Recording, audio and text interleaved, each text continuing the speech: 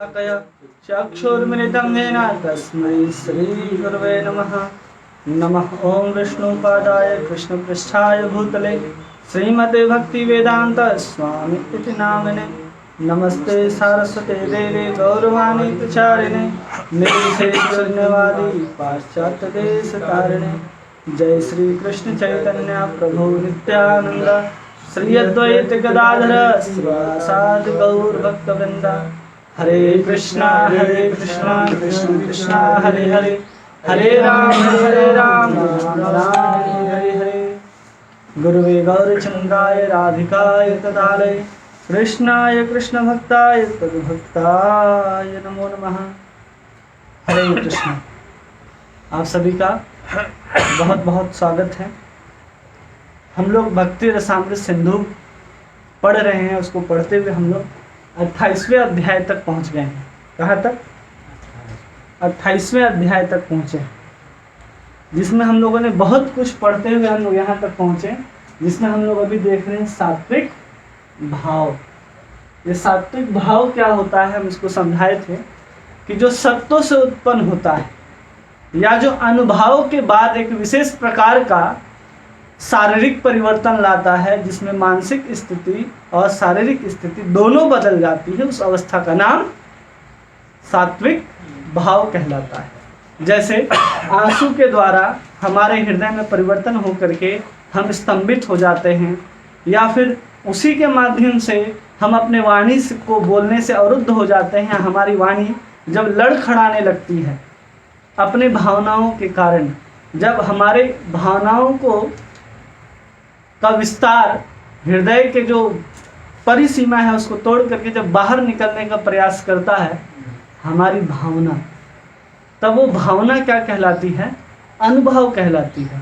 लेकिन उसी अनुभव के कारण जब किसी भी मनुष्य के शरीर के अंदर कुछ ऐसे परिवर्तन आते हैं जो उसको रोकना भी कठिन होता है और जिसको समझना भी कठिन होता है, जो उसके शारीरिक रूप से भी उसको असर डालते हैं और उसके मानसिक रूप में भी उसमें प्रभाव डालती है, उसको सात्विक भाव कहते हैं।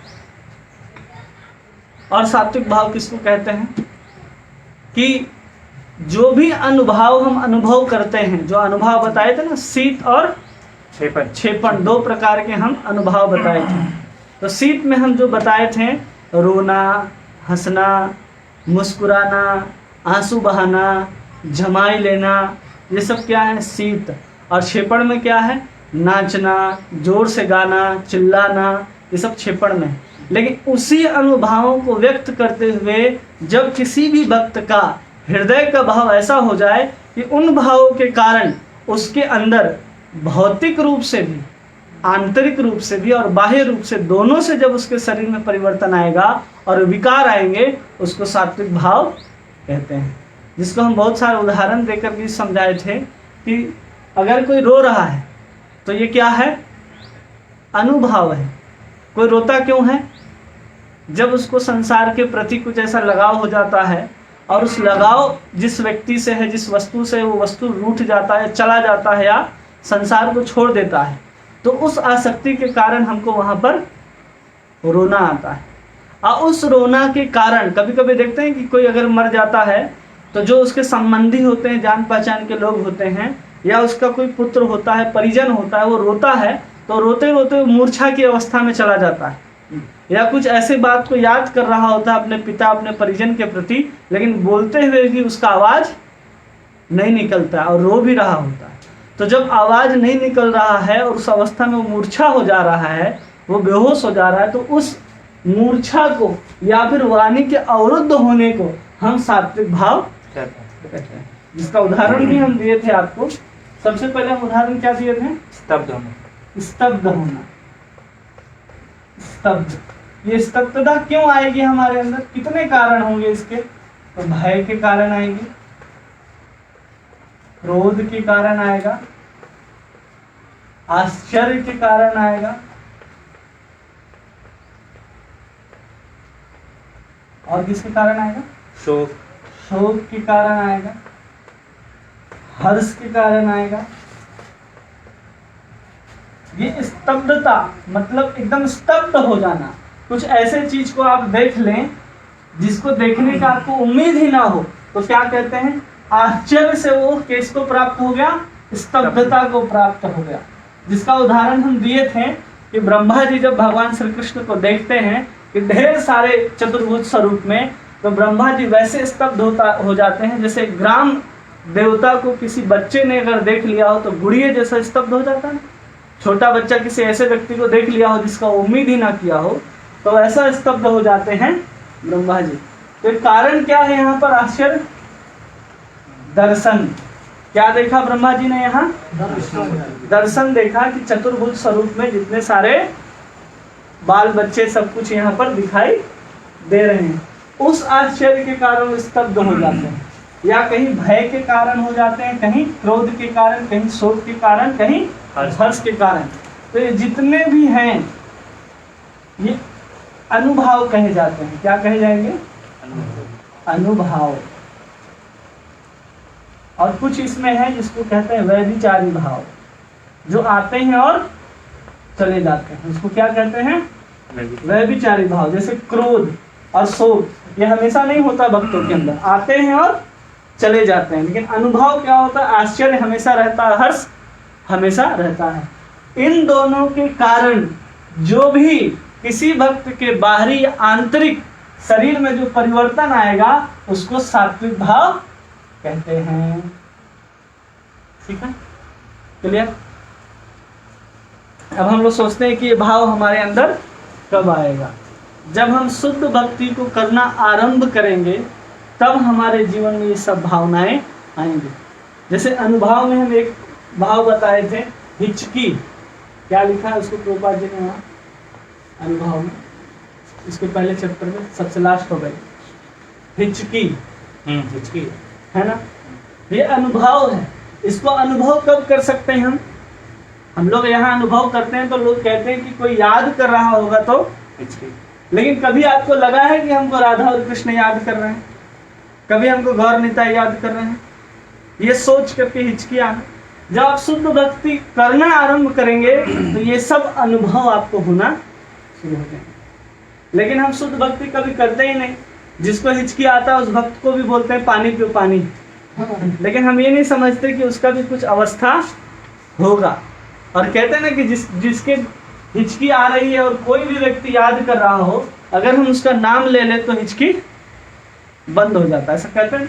मान लीजिए कि किसी को किसी का पिता याद कर रहा है, तो बालक जब अपने पिता को याद कर लेगा तो उसकी हिचकी बंद हो जाती है। तो ये अनुभव जिस स्तर पर होगा उस स्तर से जब आप भक्ति करना आरंभ करेंगे तो समझना चाहिए कि हमारे जीवन में कुछ न कुछ ऐसा भजन हो रहा है, भगवान की कृपा हो रही है। हम भजन करते हैं तो उस भजन में हम लोग भगवान का नाम लेते हैं सबसे ज्यादा, और भगवान की कथाओं को सुनते हैं, और उनके धाम में हम लोग घूमने जाते हैं और उनके अर्च विग्रह का दर्शन करते हैं या सेवा करते हैं। दर्शन या सेवा हम लोग सबसे ज्यादा यही करते हैं। और कभी कभी हम लोग साधुओं का संग भी करते हैं, ये हम लोग ज्यादातर अपने जीवन में करते हैं। लेकिन ये सब करने के बाद भी हमारे जीवन में सात्विक भाव नहीं उत्पन्न होता है, क्योंकि हम लोग जो भजन कर रहे हैं ये भजन हो ही नहीं रहा। क्योंकि भजन का जो परिभाषा है जो भज धातु से बना है, किस धातु से बना है, भज। भज का अर्थ होता है सेवा, और भगवान की प्रीति पूर्वक सेवा ही भक्ति कहलाती है। सबसे पहले हमने यही पढ़ाया था कि भगवान की प्रीति पूर्वक सेवा ही भक्ति। लेकिन जो भी हम लोग कार्य करते हैं उसमें हमारा सब कुछ है, सेवा है, लेकिन उसमें से प्रीति गायब है। सब कुछ है लेकिन हमने वहां से प्रीति बोल कर दिया, कुछ है ही नहीं। फिर हम लोग कहते हैं कि हम लोग इतना नाम लेते हैं, इतना भजन करते हैं, हमको ये अनुभव क्यों नहीं आता? इसलिए नहीं आता कि प्रीति शब्द बहुत सार्थक है। इसलिए सार्थक है जब हमको पढ़ाए थे परिभाषा, अन्य अभिलाषिता शून्यम ज्ञान कर्माद्य अनावृतम आनुकूल्येन कृष्णानुसेदनम सब भक्ति। किसके अनुकूल होना चाहिए? कृष्ण के अनुकूल। हम किसी के अनुकूल कार्य कब करेंगे? जब भगवान से प्रीति करेंगे। हमारा जब तक प्रीति नहीं होगा हम भगवान के अनुकूल कार्य कर ही नहीं सकते। तो हमको अपने जीवन में अवलोकन करके देखना होगा अपने भजन मार्ग में कि हम अपने जीवन में जो भी भजन कर रहे हैं, जो भी नाम ले रहे हैं, जो भी भजन की क्रियाएं कर रहे हैं, इन सब में हमारी प्रीति कितनी है। अगर प्रीति शून्य है तो सब कुछ शून्य आएगा। क्या करना होगा? इसमें कुछ ना कुछ प्रीति हमें नाम के साथ जोड़नी हो। और हमारा नाम के साथ भी रुचि नहीं आता, कथा के साथ भी नहीं आता, धाम के साथ भी नहीं आता, और अर्चा विग्रह के दर्शन में भी नहीं आता। हम लोग क्यों देखने जाते? ज्यादातर लोग मंदिर क्यों जाते हैं? दर्शन करने। मंदिर की सुंदरता को देखने के लिए जाते हैं। और माताएं ये देखने के लिए जाती हैं मंदिर में कि राधा रानी ने आज कौन सा आउटफिट पहना हुआ है, और भगवान कृष्ण ने जो टर्बन बांधा है, जो पगड़ी बांधा है, वो कैसे खिल रहा है, कौन सा कलर मिक्सिंग है, उसको देखने के लिए हम दर्शन करेंगे तो हमारे जीवन में भक्ति शून्य रहेगी। हम ये देखने के लिए दर्शन करने के लिए जाएं कि भगवान आज पहने तो कितना सुंदर लग रहे हैं, लेकिन हमारा भावना ये होता है कि हम भी उसमें से कुछ पहन लेते वो ड्रेस का कुछ कटिंग हमको मिल जाता तो हम भी अच्छा दिखते, सुंदर दिखते, ये भावना आती। लेकिन भगवान सुंदर कब दिखेंगे? जैसे छोटे बच्चे को अगर कोई चॉकलेट ला करके देता है तो उसका पिता बोलता है कि चॉकलेट हमको दे दो, हमको खाना है। वो बहुत खुश होता है कि किसी ने इसको चॉकलेट दिया। क्यों? क्योंकि पिता अपने बच्चे से प्रेम करता है। हम जब भगवान से कुछ चीज भी मांगना चाह रहे, कोई भी चीज, तो समझना चाहिए कि हम भगवान से प्रेम नहीं कर रहे, क्योंकि आपको लगना चाहिए कि भगवान को किसी ने दिया है। अगर ऐसे तो सब कुछ भगवान का है, तो आपको क्या लगना चाहिए कि सब कुछ भगवान का है और हम भगवान की सेवा कर रहे हैं, तो जो भी चीज़ है सब उनके लिए है, हम भी उनके लिए हैं, और भगवान की जितनी भी सेवाएं हैं वो सब हमारी शुद्धिकरण के लिए। भगवान को आपकी सेवा की कुछ नहीं लगी, लेकिन भगवान आपकी सेवा को इसलिए स्वीकार करते हैं क्योंकि आप शुद्ध हो सकें, और भगवान उस सेवा के पीछे आपके भाव को स्वीकार करते हैं, और वही भाव, जिस भाव से आप भगवान की सेवा करना आरंभ करते हैं, वही भाव आगे चल करके स्थायी भाव और सात्विक भाव के रूप में अपने आप परिवर्तित हो जाएगा। समझे? इसको और आसानी से मिले। हम भगवान का भोग बना रहे हैं। क्या बना रहे हैं? भोग, जिसमें हम बहुत सारी सामग्रियां बनाते हैं। लड्डू, कचौड़ी, चावल, दाल, सब कुछ बनाते हैं भगवान के लिए। ये क्या है? भोग बनाना। ये है सेवा। क्या है? सेवा। हम भगवान के लिए भोग बनाए, लेकिन इस सेवा के पीछे अगर ये प्रीति नहीं है तो भगवान इसको स्वीकार करेंगे? नहीं करेंगे। ये सेवा को अगर हम ऐसे ही जोड़ लें कि हम साधु और शास्त्र के निर्देशन में भगवान की सेवा करना चाहते हैं, तो यही सेवा क्या कहलाएगी? वैदिक भक्ति के अंतर्गत साधना भक्ति कही जाएगी। क्या कही जाएगी? साधना भक्ति। कैसे कर रहे हैं साधना भक्ति? किसी के निर्देशन में। अभी हमारा भगवान के प्रति प्रेम नहीं आया, लेकिन जैसे ही हमको प्रेम हो जाएगा भगवान के प्रति, हम वो सेवा भी करेंगे तो 2-4 आइटम और अधिक बनाएंगे भगवान के लिए, क्योंकि भगवान को अर्पण करना है। तो अधिक आइटम कब बनता है, अच्छा आइटम कब बनता है? जब हम भगवान से प्रेम करने लगते हैं। तो वही साधन भक्ति आगे चल करके भाव भक्ति के रूप में परिणित हो जाती है। और उसी भाव को जब भगवान स्वीकार कर लेते हैं, आपने आज लड्डू का भोग लगाया और आपको लड्डू के ऊपर मान लीजिए चूहा भी खा करके गया हो ऑल्टर से, क्या खा के गया हो? भगवान को हम बहुत सुंदर ऑल्टर में भोग लगाएं और उसमें से एक लड्डू किसी चूहे ने उठा करके वहां से, आपके अंदर क्या भावना आएगी? आपको पता नहीं है कि चूहा ले गया, आप सोचेंगे कि भगवान ने इसको ग्रहण किया। उसको भी भगवान स्वीकार करेंगे उस चूहे के माध्यम से। वही भाव आपका धीरे धीरे बढ़ते बढ़ते प्रेम के रूप में परिणित हो जाएगा कि हमारे भोग को भगवान ने स्वीकार किया। लेकिन हमारी भावना कहाँ पहुंच जाती है?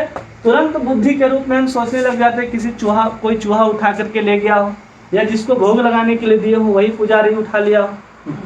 तो हमारी भावना जो ऊपर जाने के बजाय वो नीचे आ जाती है।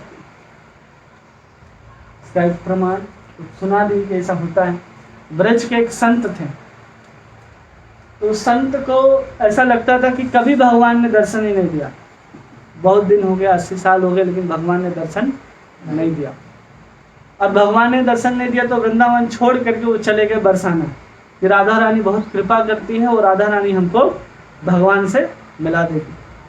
अब वो जब परिक्रमा लगा रहे थे बरसाने की, तो जब बरसाना का परिक्रमा लगा रहे थे तो एक झाड़ी से उनका जो दुपट्टा होता है, उत्तरी होता है, वो फंस जाता है। अब वो फंस जाता है तो उनको समझना चाहिए कि झाड़ी से फंसा है, लेकिन उसी समय वो साधु सोचते हैं कि भगवान कृष्ण ने मेरे दुपट्टे को पकड़ा है, अगर उसने ही पकड़ा है तो वही छोड़ेगा, तब हम आगे बढ़ेंगे।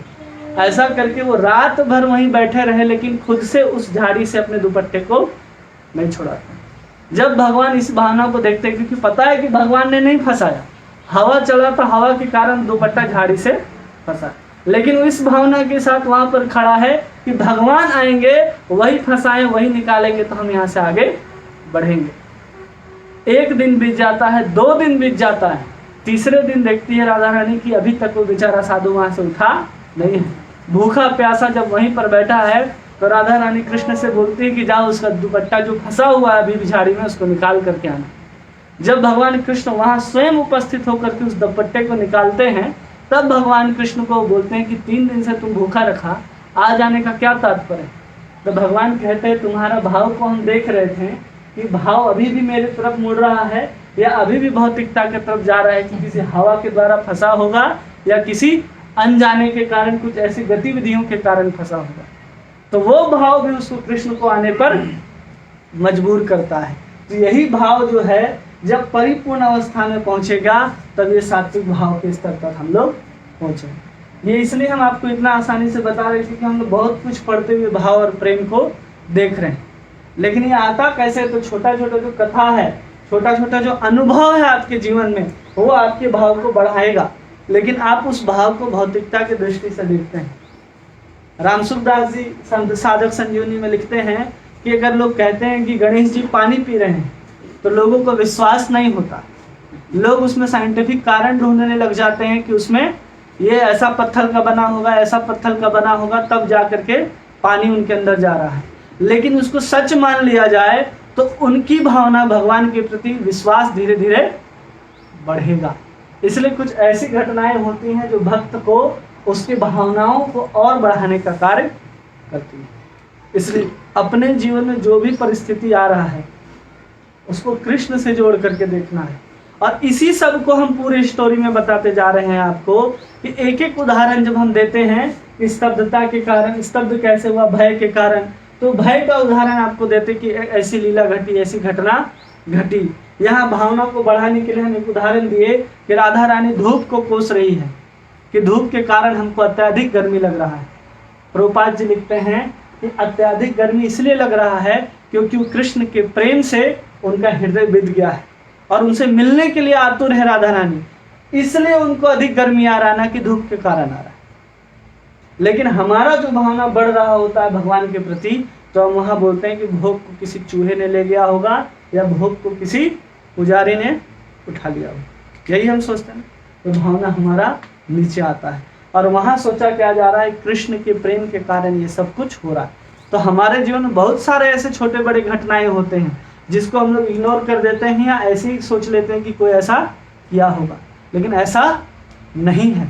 आप उसको अनुभव करते जाएंगे अपने जीवन में, तो ये भावना आपको एक दिन सात्विक भाव में जो भी शरीर के बदलाव आ रहे हैं वो सब कुछ दिखाई देने लगेंगे। तो उसमें से हम उदाहरण दिए थे स्तब्धता। स्तब्धता क्यों आती है? स्तब्धता एक सात्विक भाव है। स्तब्धता क्या है? सात्विक भाव है।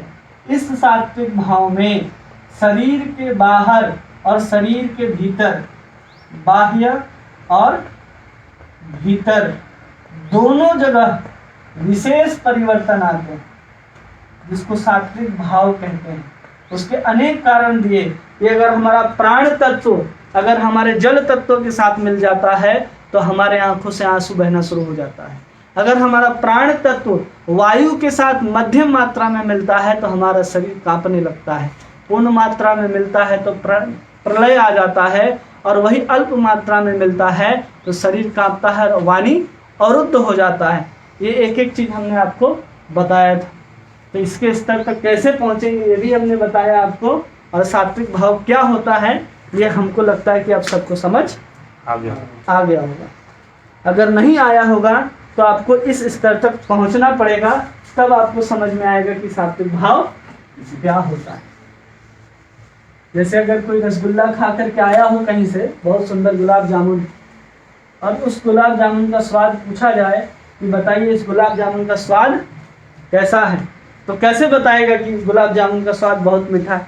वो कैसे बताएगा कि चीनी जैसा खाता है, चीनी जितना टेस्ट आता है उतना ही टेस्ट गुलाब जामुन। तो संपूर्ण उत्तर हुआ, चीनी का टेस्ट अलग है, गुलाब जामुन का टेस्ट अलग है।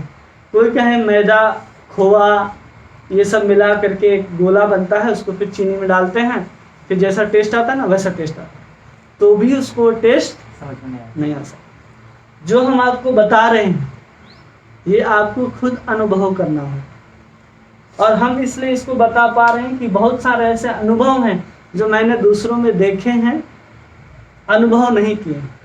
अनुभव जो किए हैं वो हम बताने का प्रयास भी नहीं कर सकते, क्योंकि वो भाव आप एक्सप्रेस नहीं कर सकते किसी को।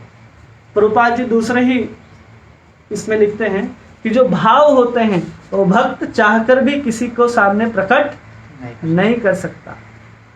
ये प्रकट, किंतु बाहरी लोगों के भय से या सामान्यता लोग इन्हें प्रकट नहीं होने देते। क्यों?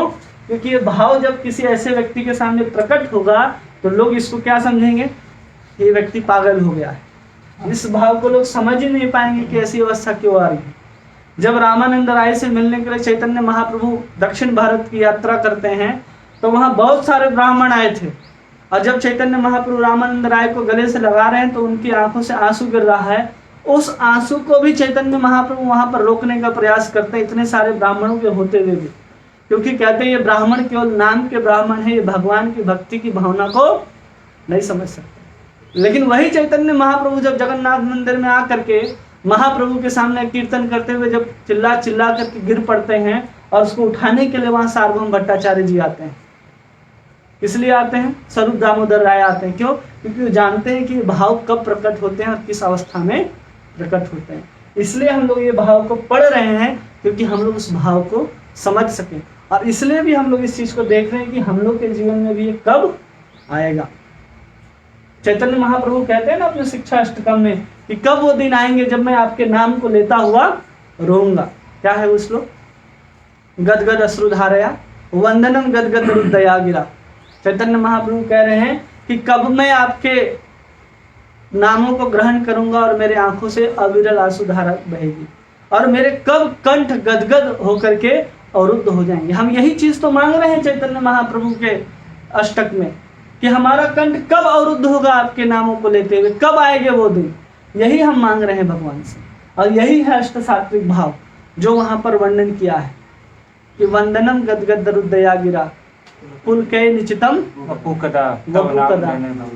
कब होगा ऐसा, कब दिन आएगा महाप्रभु हमारे जीवन में कि ये अष्ट सात्विक भाव भी हमारे जीवन में दिखाई देंगे। इसलिए हम लोग प्रार्थना करते हैं और इसी को पाने का प्रयास कर रहे हैं हम लोग। इसलिए हम लोग ये सब पढ़ रहे हैं कि कब होता है, ऐसा क्यों होता है।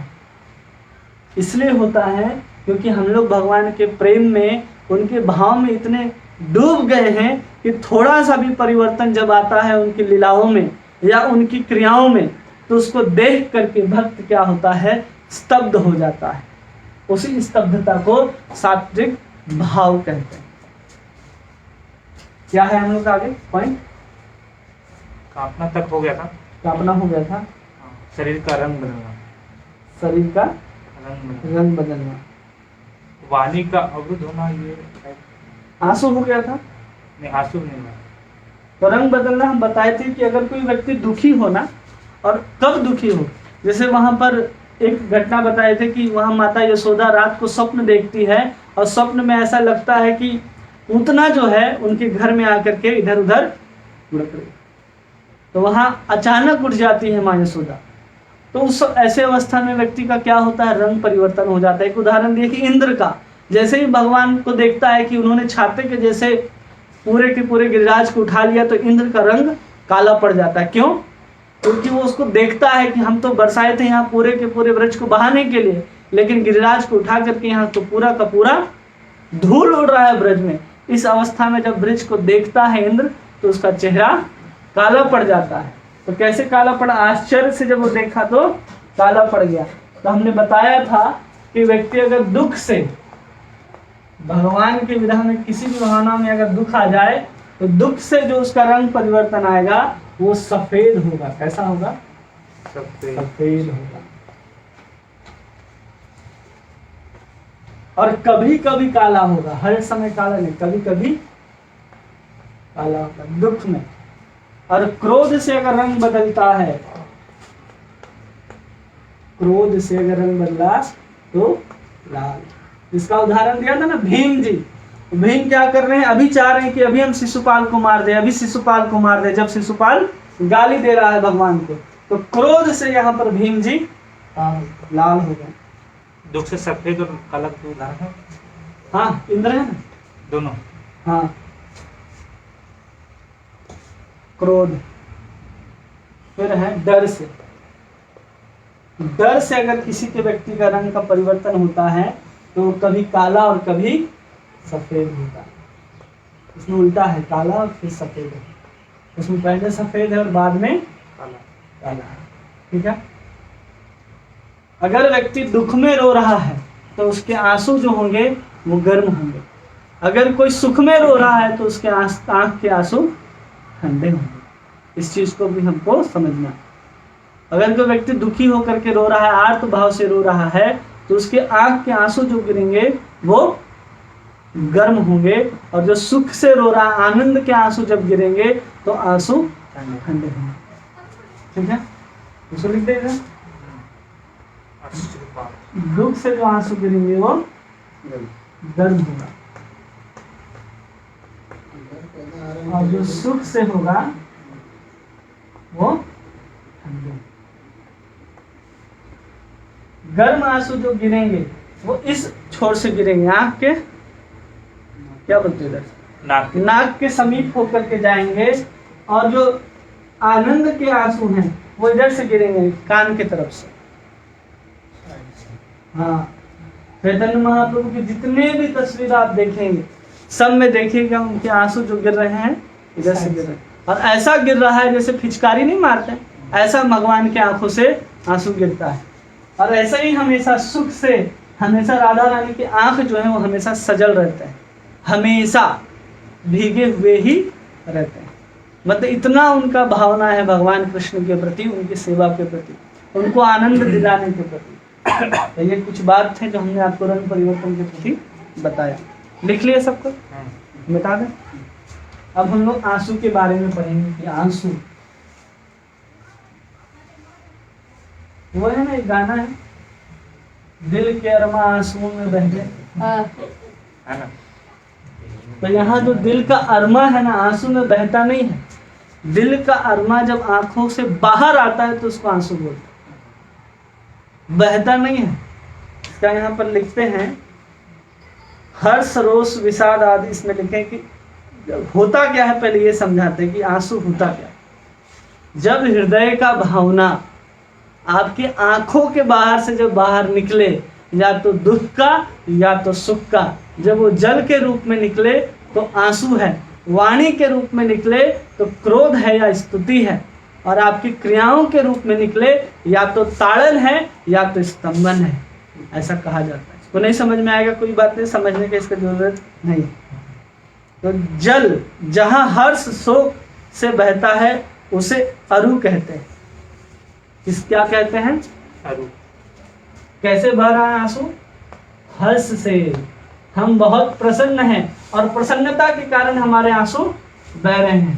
दूसरा, क्रोध के कारण, हम बहुत, किसी के संसार में हम देखते हैं कि हम क्रोधित तो बहुत होते हैं लेकिन उसको मार नहीं पाते, उसका हम कुछ नुकसान नहीं कर पाते, उस समय भी आंसू बहता है कि हम उसका कुछ नहीं कर पा रहे। ऐसा अनुभव है किसी को? या शोक के कारण, बहुत सारा का शोक है, तरह तरह का शोक है, उस शोक के कारण भी क्या होता है, हमारे आंसू निकलते हैं। तो ये तीन कारण हैं, इन 3 कारणों से जो कुछ भी निकलता है उसको आंसू कहते हैं। क्या कहते हैं? आंसू। लेकिन दिक्कत ये है कि वो हमारे आंखों के माध्यम से ही आना चाहिए। ये अगर हर्ष बाहरी किसी चीज से प्रकट होता है तो हमने पहले पढ़ा, स्तंभन होगा, कंपन होगा, सब पढ़ा। लेकिन जब आंख के माध्यम से वो बाहर प्रकट होगा तब उसे आंसू कहा जाता है। ठीक है। हमने सुख में पढ़ा कि आंसू के जो ठंडा होता है, क्रोध से भी जो आंसू निकलेगा वो गर्म होगा, और जो सुख से निकलेगा और आनंद से भी निकलेगा वो आंसू ठंडा होगा। इस दोनों में गर्म आंसू निकलेगा और इसमें ठंडा। कोई रो क्यों रहा है, क्रोध से कि शोक से कि दुख से, उसके आंसू को छू करके आप पता कर सकते हैं कि रो क्यों रहा है। लेकिन आज तक खुशी से रोता हुआ व्यक्ति बहुत कम देखा गया। कितने लोगों ने देखा है कि खुशी से कोई व्यक्ति रो रहा है? क्यों रोता है खुशी से व्यक्ति? जब उसको ऐसा चीज कुछ प्राप्त हो जाता है जिसका उम्मीद नहीं करता है, और ऐसा होता है जो उसके चिरकाल से उसके हृदय की भावना रही। एक छोटा सा बच्चा हो, वो बड़ा हो करके बोलता हो कि हमको बुलेट गाड़ी मिल जाए, और उसके ग्रेजुएशन पास होते तक वो बुलेट नहीं आया। लेकिन अचानक एक दिन क्या होता है, उसके पिताजी रिटायरमेंट होते, रिटायर का पैसा लेकर के वो बुलेट उठा करके ले आते। तो उस समय जब पहली बार वो बुलेट को देखेगा तो रोएगा कैसे? खुशी से रोएगा। लेकिन यहाँ पर हमको बुलेट देख करके नहीं रोना, यहाँ पर हमको भगवान को देख करके रोना है।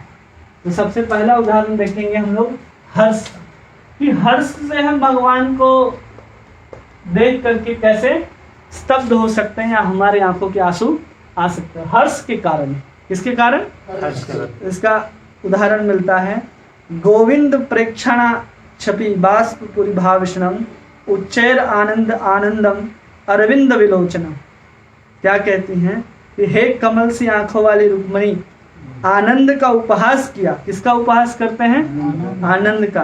क्योंकि आनंद से उत्पन्न होने वाले आंसू, किसका उपहास कर रही हो? आनंद का ही उपहास कर रही है। क्यों? क्योंकि आनंद से ही उत्पन्न हुआ आंसू जो हमें कृष्ण दर्शन में व्यवधान डाल रहा है, इसको बोलते हैं हर्ष से उत्पन्न हुआ आंसू। इसका उदाहरण है रुक्मणी।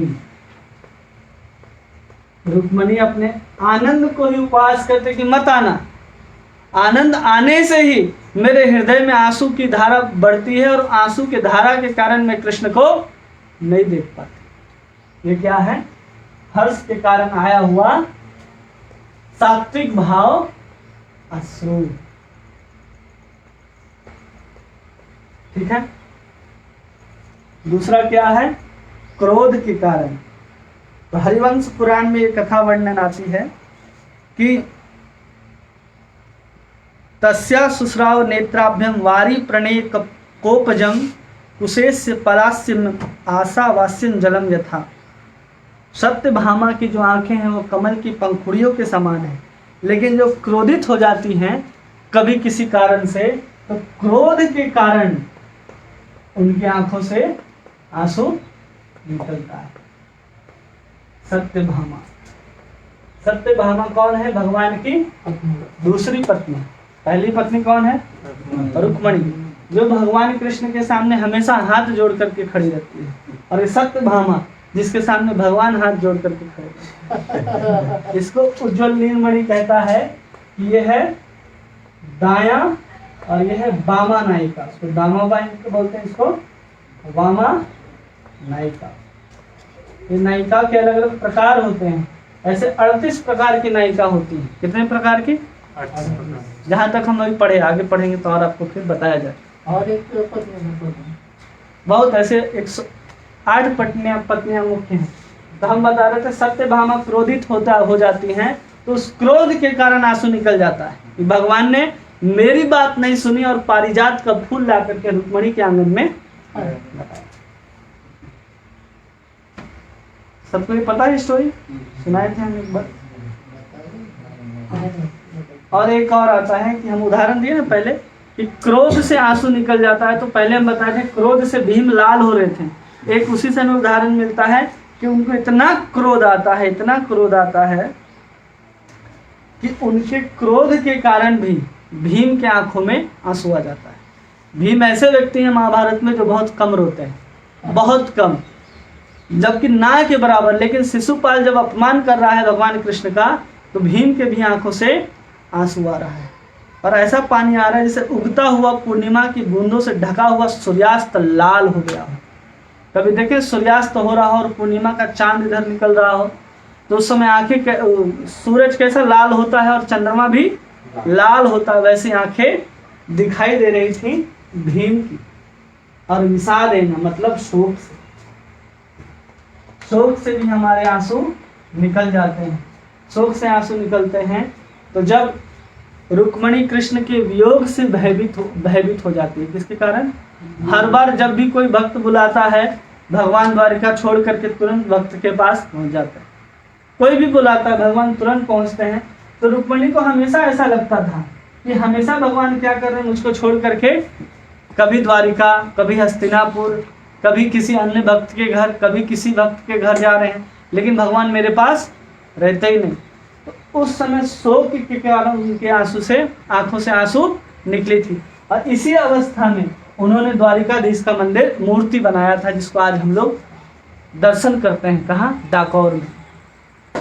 द्वारिका में नहीं, डाकोर में हम लोग दर्शन करते हैं, वो रुक्मणी जी ने बनाया। डाकोर कहाँ है? वही गुजरात में।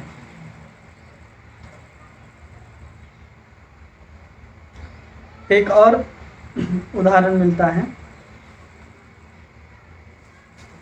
ये हो गया ना तीनों, सब उदाहरण रुक्मणी जी। ऐसे बहुत सारे उदाहरण देखने के लिए मिलेंगे आपको भागवत में या अन्य ग्रंथों के अंदर। बस आपको समझना है कि हो क्या रहा है और उसके कारण सात्विक भाव कैसे उत्पन्न हो रहा है।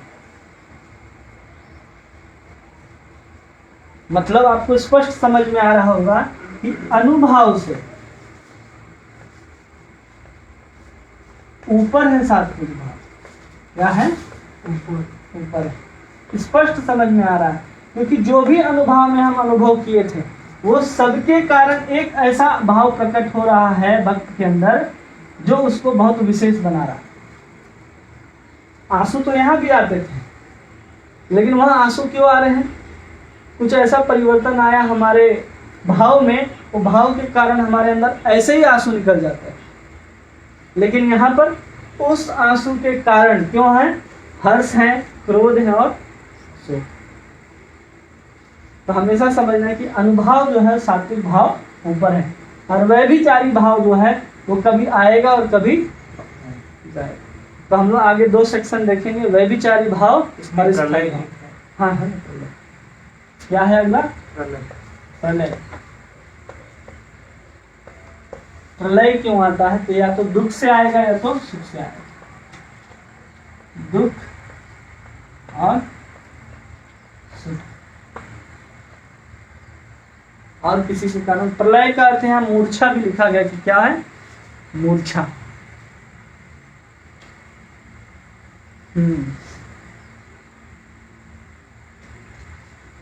प्रलय क्या होता है ये समझेंगे पहले। प्रलय क्या होता है? आंसू तो समझ गए ना सब लोग? हाँ, आंसू। आंसुओं के घूंट को पी पी करके लोग जीवन कर देंगे, लेकिन फिर भी भगवान की तरफ नहीं बोलना। लोग दुख के आंसू पी रहे, सुख के आंसू कोई नहीं पी रहा। सब दुख के आंसू पी रहे, लेकिन भगवान की तरफ नहीं आना। प्रलय क्या होता है?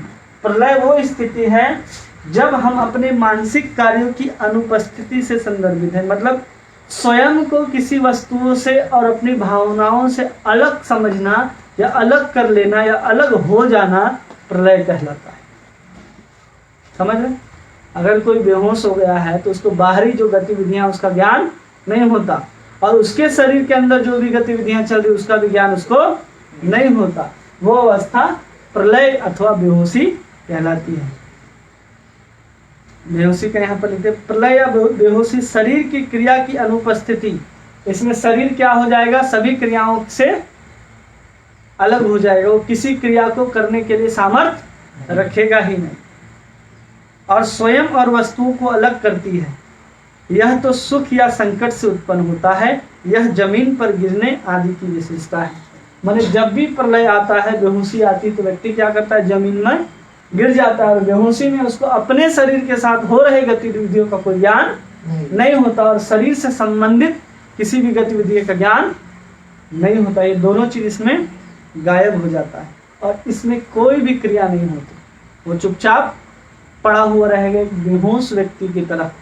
उसको बोलते हैं प्रलय। या तो सुख से प्रकट होगा या तो दुख से प्रकट होगा।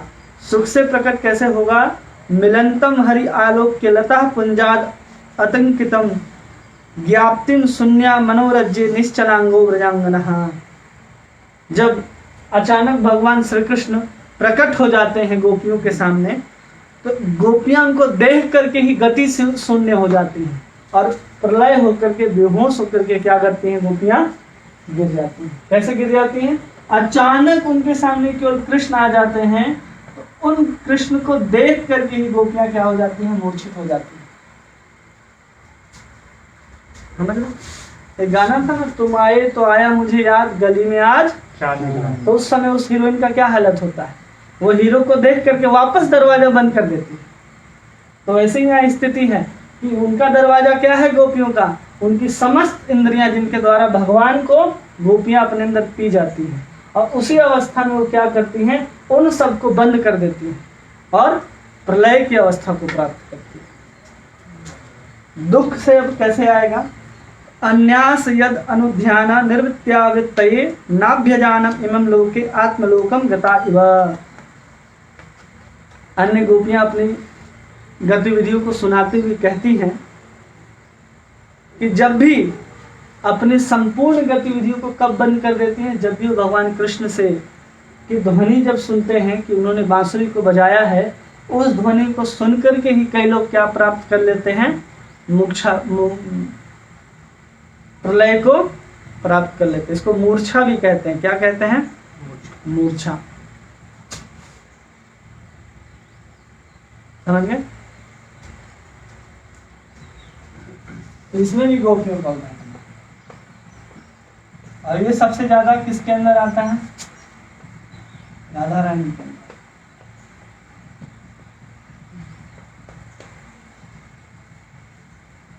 एक बार में कई गोपियां बेहोश होती हैं, लेकिन सबसे ज्यादा राधा रानी बेहोश होती है भगवान को देख करके, क्योंकि उन्हीं के अंदर वो भाव है कि हर क्षण वो भगवान को ही देखना चाहती है, हर क्षण किसी अन्य को देखना ही नहीं चाहती है। किसी अन्य को नहीं देखने की भावना जब राधा रानी के अंदर प्रकट होती है, तो वही भगवान कृष्ण जब अलग अलग स्वरूप में भगवान राधा रानी के सामने प्रकट होते हैं, तो उस अलग अलग रूपों में प्रकट होने की लीला को ही प्रेम संपूर्ण में विश्वनाथ चक्रवर्ती ठाकुर दिखते हैं कि राधा रानी के सामने ही कृष्ण ही अलग अलग स्वरूप में कैसे प्रकट होते हैं और राधा रानी से कैसे संवाद करते हैं। तो ये हम लोगों ने अष्ट सात्विक विकार को पढ़ लिया, जिसमें आठों विकार को हम लोगों ने देखा। ये अष्ट सात्विक विकार ही होते हैं, इससे ज्यादा विकार अष्ट सात्विक विकार में नहीं आते। ये आखिरी है। लेकिन अनुभव में हमने बताया था कि एक ऐसा भाव भी होता है जिसमें पसीनों के छिद्र से रक्त भी बाहर आने लगे, वो अनुभव की सबसे ऊंची अवस्था होती है। आगे इस असात्विक भाव को 3 भागों में बांटा गया इसकी इंटेंसिटी के हिसाब से। पहले तो हम लोग 8 प्रकार के भावों को पढ़े ना, उसको 3 भागों में बांट दिया गया। इन 8 को 3 भागों में बांट दिया गया।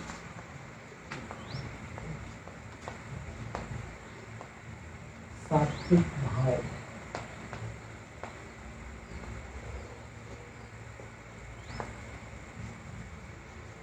सबसे पहला क्या है? रूपा जी क्या शब्द लिखे उधर? लिखे हैं आर्द्र। नहीं, आर्द्र हो गया। धूमित, धूमायित क्या लिखे? हम यहाँ धूमित लिखते हैं। धूमायित।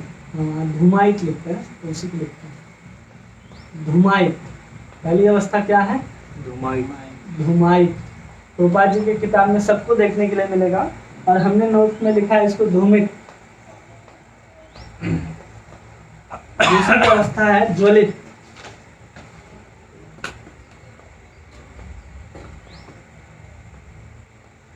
फिर तीसरी अवस्था है दीप्त। तो बात जी ने ऐसे समझाया, लेकिन एक्चुअल में वो ऐसे है, 4 दे करके उद्दीप्त, धूमायित, ज्वलित, दीप्त और उद्दीप्त। अष्ट सात्विक भाव एक लाइन से कोई बोलेगा? शॉर्टकट में स्तब्ध होना, स्तब्ध पहला, दूसरा दीप्त, स्तब्ध के बाद है स्वेद, श्वेत, स्वेद, स्वेद के बाद है रोमांच, रोमांच, स्वर भेद, चौथा स्वर भेद, कांपना, कंपन, कंपन, शरीर का रंग बदलना, रंग बदलना, अश्रुपात, अश्रुपात, प्रलय। और 8वां है प्रलय। हम बता रहे थे ना, कंपन और रोमांच से जो बाल खड़े होते हैं वो संपूर्ण शरीर के भी बाल हो सकते हैं और सर के बाल भी हो सकते हैं। कई लोग प्रश्न पूछते हैं कि शरीर के बाल हैं या फिर केवल सर के बाल हैं। शरीर के भी बाल हैं और सर के भी बाल हैं, ठीक है। ये 4 प्रकार से सात्विक भाव को बांटा गया है, उसके इंटेंसिटी के हिसाब से, उसकी तीव्रता के हिसाब से, इसके आधार पर तीव्रता की उसके तीव्रता के हिसाब से उसको बांटा गया है।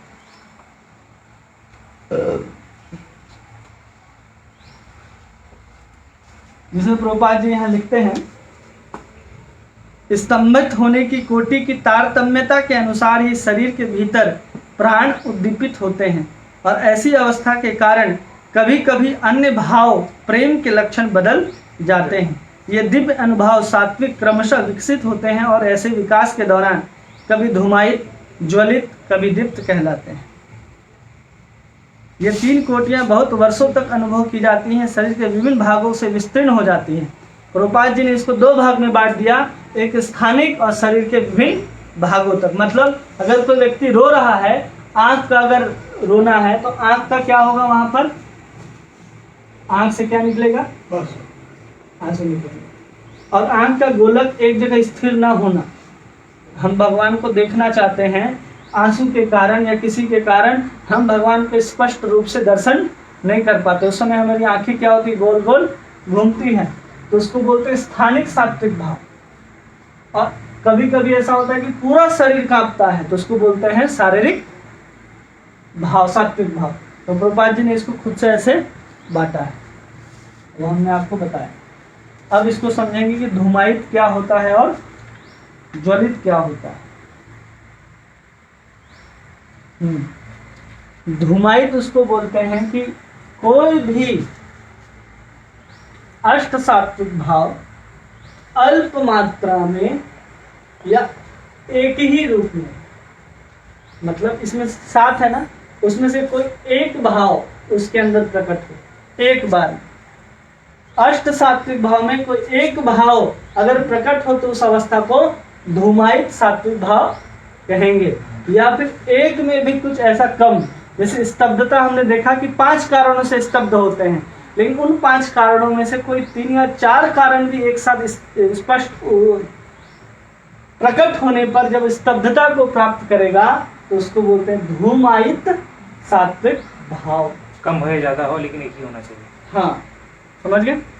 क्योंकि हम यहाँ पर स्तब्धता का उदाहरण दिए, तो स्तब्धता हमारे जीवन में, हमारे भक्ति जीवन में 5 कारणों से उत्पन्न होती है।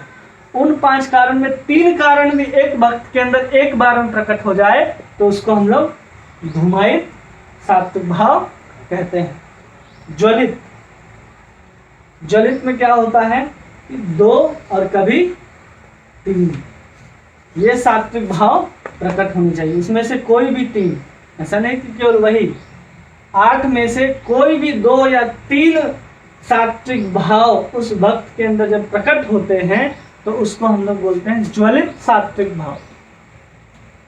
मतलब कह रहे हैं कि कोई व्यक्ति क्या करता है, कभी रो भी रहा है और नाच भी रहा है, दोनों चीज कर रहा है, तो उसके अंदर क्या प्रकट हो रहे हैं, 2 सात्विक भाव प्रकट हो रहे हैं, तो उसको क्या कहेंगे, ज्वलित सात्विक भाव। जिसका उदाहरण देते हैं कि कोई भी भक्त उत्सव में नाचने लगता है, तो उत्सव में क्यों नाच रहा है?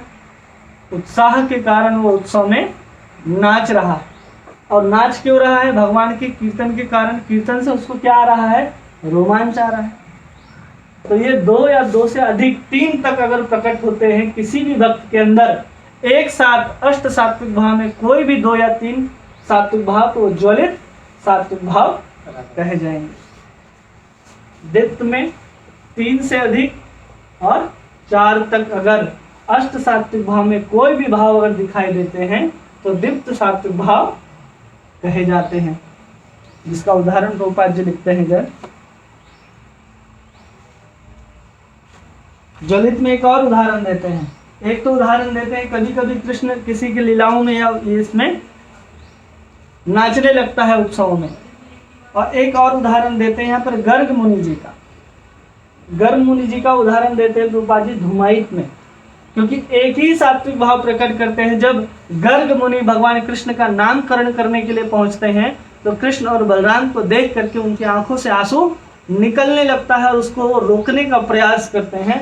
यहाँ गर्ग मुनि का उदाहरण दिया गया, उनके अंदर धूमायित मतलब एक ही अष्ट सात्विक विकार देखने के लिए मिले थे।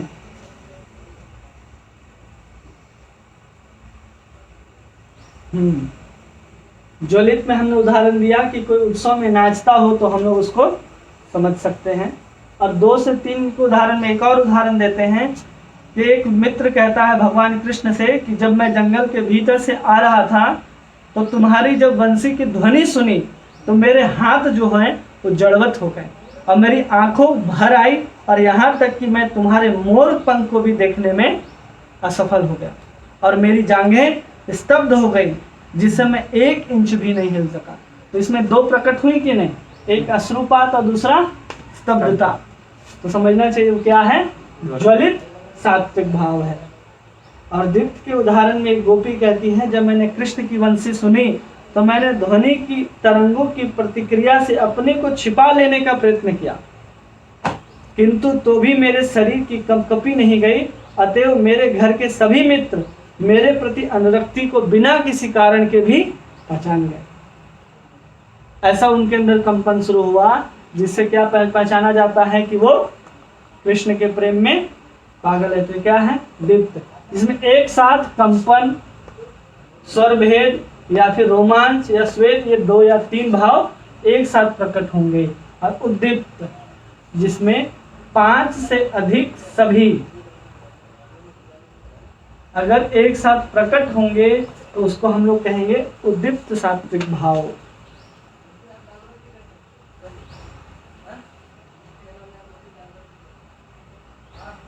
जिसका उदाहरण मैंने अभी आपको दिया ना कि राधा रानी अपनी सखियों से कह रही है कि आप अपनी आंखों में आए हुए आंसू के लिए इन फूलों को क्यों दोष दे रही हैं? राधा रानी की आंख से आंसू निकल रहा है और सखी को बोल रही कि देखो फूलों के सुगंध के कारण मेरे आंखों में आंसू आ रहा है।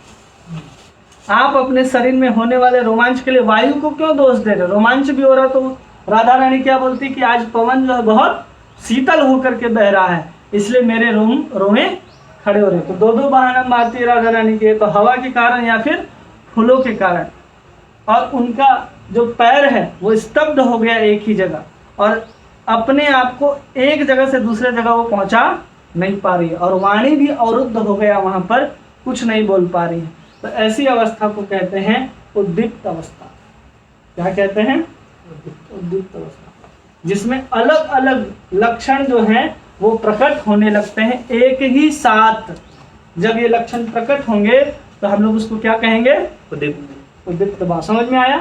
इसमें 1 सात्विक भाव, इसमें 2 से 3 सात्विक भाव, इसमें 3 से 4 सात्विक भाव एक साथ प्रकट होंगे और इसमें 5 से अधिक सभी। ये केवल और केवल राधा रानी में ही आएगा, बाकी किसी में नहीं आएगा। और आगे हम लोग तो अभी समझे सात्विक भाव, अब हम लोग थोड़ा सा समझ लेंगे सात्विक भावाभास क्या होता है। दिखाई तो देता है वैसा, लेकिन वैसा नहीं है। रूपाल जी उसको बहुत अच्छा से समझाते हैं, तो आराम से हम समझ सकते हैं। सात्विक भावाभास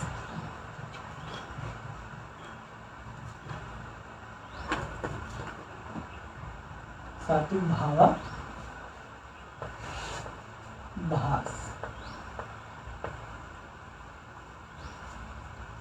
पहला रत्याभास,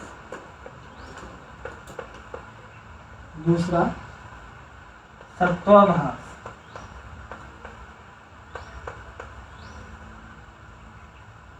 निसित्व,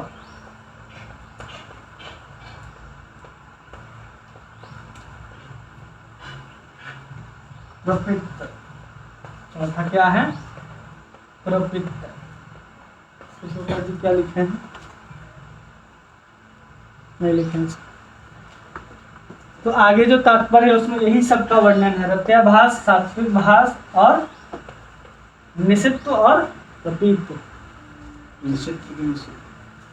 निसित्व न सात्विक भावाभास, मतलब सात्विक भाव हमने देखा कि क्या होता है, लेकिन सात्विक भाव न हो करके उसका केवल आभास मात्र हो, वो सात्विक भावाभास कहलाता है। ये आभास हो रहा है, क्या हो रहा है? आभास। हम लोग नहीं बोलते अपने जीवन में कि ऐसा आभास हो रहा है कि हम बीमार हो रहे हैं, लेकिन थर्मामीटर लगाया जाता तो आप बीमार नहीं होते। तो क्या होता है? आभास होता है, केवल आपको लग रहा होता है, लेकिन वो ओरिजिनल में, रियलिटी में वो भाव नहीं हो रहा हो। मतलब सात्विक भाव न हो करके उसी जैसा दिखने वाला जो भी भाव आपके सामने प्रकट हो, वो भावाभास कहलाता है। पहला क्या है? रत्याभास। रत्याभास क्या होता है? तो ऐसे व्यक्ति जो कभी वाराणसी में रह रहे हैं, उनको भगवान कृष्ण से कोई मतलब नहीं है, लेकिन वो क्या पाना चाहते हैं? मुक्ति पाना चाहते हैं। तो कभी कभी क्या करते हैं? भगवान के कीर्तन में नाचते भी हैं और कभी कभी भगवान श्री कृष्ण का नाम भी लेते हैं, लेकिन उनको भगवान की भक्ति से कोई मतलब। उस अवस्था में जो उनके अंदर इन अष्ट सात्विक भाव में कोई भी अगर प्रकट हो जाए, हो भी जाए अगर, तो उसको रत्याभास समझना चाहिए, ना कि सात्विक भाव समझना चाहिए। ये किसके अंदर आएगा? मायावादी, निर्विशेषवादी,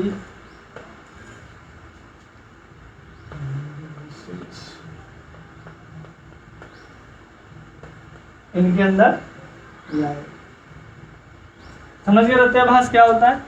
ऐसा व्यक्ति या ऐसे लोग जो भगवान को मानते हो, लेकिन उनके सात्विक स्वरूप, लीला आदि को उतना महत्व नहीं देते हो, उनके साकार स्वरूप को भी महत्व नहीं देते हो, लेकिन वो मुक्ति पाने के लिए कभी कभी कीर्तन करना आरंभ करते हैं। उनके अंदर भी कुछ ऐसे भाव देखे जा सकते हैं, लेकिन उसको वास्तविक सात्विक भाव न कह करके सात्विक भावाभास के अंतर्गत रत्याभास कहना होगा।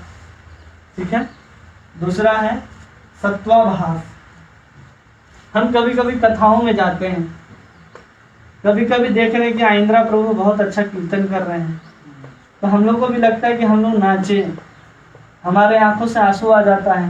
या कभी कभी लोकनाथ महाराज दामोदर अष्टकम गा रहे होते हैं, कभी कभी लोकनाथ महाराज गोपी गीत गा रहे होते हैं वृंदावन के अंदर, तो उसको सुन करके हमारे अंदर क्या आता है? इन अष्ट सात्विक भावों में से कोई एक भाव आ जाता है। आंसू गिरने लगते हैं, शरीर कांपने लगता है, या रोए खड़े हो जाते हैं। तो क्या है? सत्वाभास है कि केवल जो व्यक्ति बोल रहा है उसकी शुद्धता के कारण या उन शब्दों के कारण हमारे अंदर ऐसा आभास हो रहा है कि हम सात्विक विकारों को अपने अंदर अनुभव कर रहे हैं, वो सत्वाभास कहलाता है। जो कथा कीर्तन आदि या धाम में जैसे ही कदम रखेंगे तो बहुत लोगों को लगता है वाह कहाँ पहुंच गए हैं, तो ऐसा अनुभव क्या है? सत्वाभास। अभी वो सात्विक भाव में नहीं है, क्योंकि हमने बताया कि सात्विक भाव क्या होता है, तो अब आपको समझ में आ रहा होगा कि सत्वाभास भी क्या चीज है। निसित्व। निसित्व में क्या होता है कि बहुत सारे ऐसे लोग हैं जो कथा में कीर्तन में जाते हैं, भगवान का नाम लेते हैं, लेकिन बहुत प्रयास करते हैं कि मेरे आंख से आंसू निकले, लेकिन आंसू नहीं। तो बेचारा जब ढोंग करता है, जबरदस्ती वैसलीन लेकर के जाता है, कुछ ऐसा लेकर के जाता है, आंख में लगा के रोना शुरू करता है, तो उसको बोलते हैं अभ्यास के द्वारा जब आप रोने का प्रयास करते हैं भगवान की कथा कीर्तन में नाम लेते हुए, तो उसको बोलते हैं निषिद्ध तो सात्विक भावाभास, ओरिजिनल नहीं है। एक बार क्या हुआ कि एक माता जी है, वो कथा सुनने के लिए गई, सब अगल बगल की माताएं पूरा रो रही हैं एकदम कथा सुन सुन करके। उसको भी लगा यार तो हम तो रोते ही नहीं हैं। अगले दिन क्या की, लाल मिर्चा पाउडर को एकदम चूर करके वो बैग में भर के ले आती, और उधर महात्मा जी कथा सुनाए, और इस सुनाए कथा सब रोए। तो ये क्या क्या करती, अपने थैले में हाथ डालती और ऐसे लगाती और खूब रोती। आज से हम भी रो रहे हैं। तो क्या है, वो सात्विक भाव नहीं है, वो निषिद्ध तो है कि बहुत प्रयास के बाद वो क्या कर रही है, रो रही है। और कभी कभी होता है ना, मतलब ऐसा भक्त ने, ऐसा असुर जो भगवान को मारना चाहता हो, पीटना चाहता हो, लेकिन उसके कारण भी उसके अंदर अष्ट सात्विक भाव आ रहे हैं। रावण भगवान को मारना चाहता है, वो डर से रात भर नहीं सो पाता। कंस, जिधर देखो उधर कृष्ण ही दिखते हैं। यहाँ तक कि दाल में छोका लगाने के बाद जो काला जीरा दिखाई देता, उसको भी देख करके कंस कृष्ण को सोचता है, और उसको देख करके ही बहुत बेहोश हो जाता है। उसके अंदर भी तो आ रहा है ना, प्रलय जैसा चीज आ रहा भाई उसके अंदर, लेकिन वो क्या है, प्रतीक सात्विक भावाभास है, जो असुरों के अंदर आते हैं। असुर, दानव जो भगवान से द्वेष करते हैं, लेकिन फिर द्वेषता के कारण भी वो क्या कर रहे हैं, भगवान को याद कर रहे हैं, उसको बोलते हैं प्रतीक सात्विक भावाभास।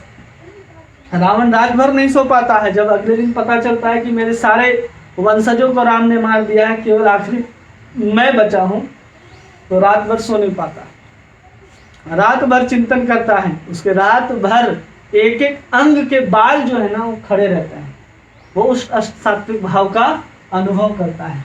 और उसी में रविंद्र जैन गाते हैं ना, यही रात अंतिम, यही रात भारी। और रावण की वो अवस्था है, उसको बोलते हैं प्रतीक सात्विक भावाभास। तो ये है हमारा अध्याय 28, जिसमें संपूर्ण सात्विक भाव को हम लोगों ने डिटेल से देखा।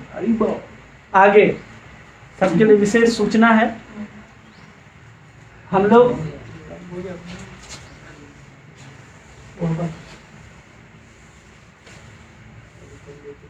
क्या है, हम लोगों ने दक्षिण भाग चल रहा है ना, दक्षिण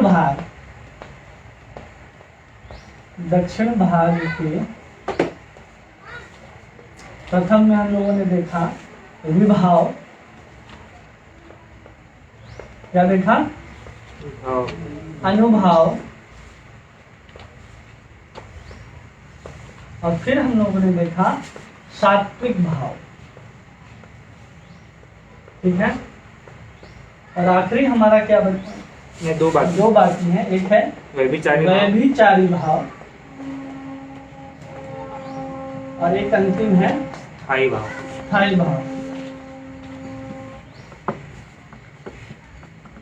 हम लोग इसमें क्या पढ़ लिए, विभाव पढ़ लिए, अनुभाव पढ़ लिया, और अभी हम लोगों ने सात्विक भाव भी पढ़ लिया। व्यभिचारी भाव और सात्विक भाव को हम लोग इसी सप्ताह में कंप्लीट करने का प्रयास करेंगे। और अगले सप्ताह रविवार के आसपास आप सभी का एग्जाम होगा। इस 27 तारीख को एग्जाम नहीं होगा।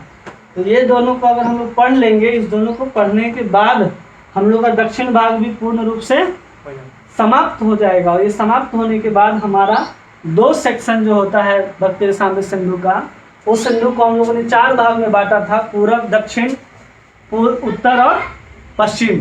तो हम लोगों ने पूरब विभाग पढ़ा और दक्षिण विभाग पढ़ लिया।